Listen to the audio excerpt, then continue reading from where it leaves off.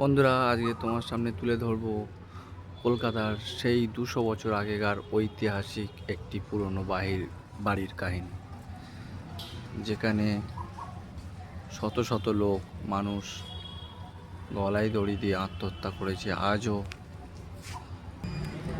আজও সন্ধ্যা নামলে এখানে অনেক রকম শব্দ শোনা যায়। এখানে এখনো পর্যন্ত কেউ প্রবেশ করতে পারে না, এখানে লক করা রয়েছে, দেখতে পারো।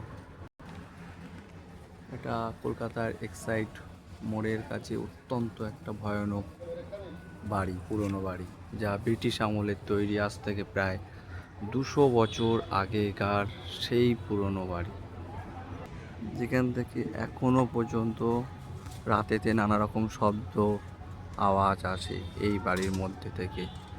তাই সাধারণ মানুষের জন্য এই বাড়ির প্রবেশপথ সরাসরি গভর্নমেন্ট থেকে বন্ধ আছে।